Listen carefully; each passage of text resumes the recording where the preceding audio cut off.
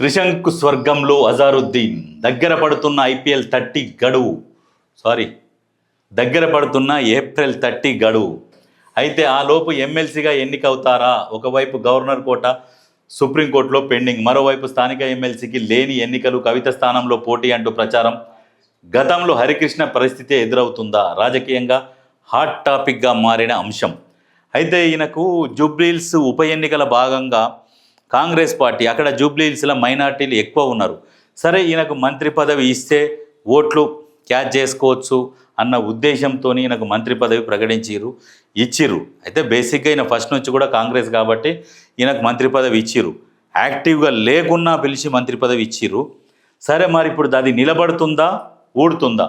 April 30తోని గడువు ముగుస్తుంది కాబట్టి అయితే కవిత స్థానంలోనే పోటీ అంటూ ప్రచారం చేస్తారు. ఎందుకంటే కవిత రాజీనామా చేసింది, దాన్ని మండలి చైర్మన్ యాక్సెప్ట్ చేసిండు, అది అయిపోయింది. మరి చూడాలి ఏం జరుగుతుంది అనేది చూడాలి.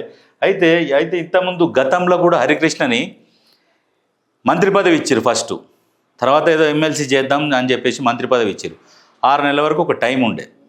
అయితే 6 నెలలు టైం అయిపోయినా అప్పుడు ఎమ్మెల్సీ ఎన్నికలు లోకల్ లేకపోయేసరికి హరికృష్ణ మంత్రి పదవి కూడా వదులుకోవాల్సి వచ్చింది. సేమ్ ఇప్పుడు అదే పరిస్థితి అజారుద్దీన్కు వస్తుందా అని ఆలోచిస్తున్నారు. చెప్పలేం, వస్తే రావచ్చు, రాకపోవచ్చు. నిజామాబాద్ నుంచి కూడా స్థానిక సంస్థలంగా పోటీ చేసి ఈయన నిలబెట్టవచ్చు. మరి కవిత కాంగ్రెస్ అధిష్టానాన్ని ఏమైనా కోరుతుందా? పోటీలో నేను ఉంటా, నాకు సహకరించండి, నేను బీఆర్ఎస్ నుంచి బయటకు వచ్చిన, అటు కాంగ్రెస్ని ఇటు బీజేపీని ఇద్దరిని మరి అడుగుతుందా? లేకుంటే చలో అని సవాల్, మీరు పోటీ చేయరు, మేము పోటీ చేస్తాం, నా ప్రతాపం ఏందో చూపిస్తా అని చెప్పేసి మరి బరిలో దిగుతుందా?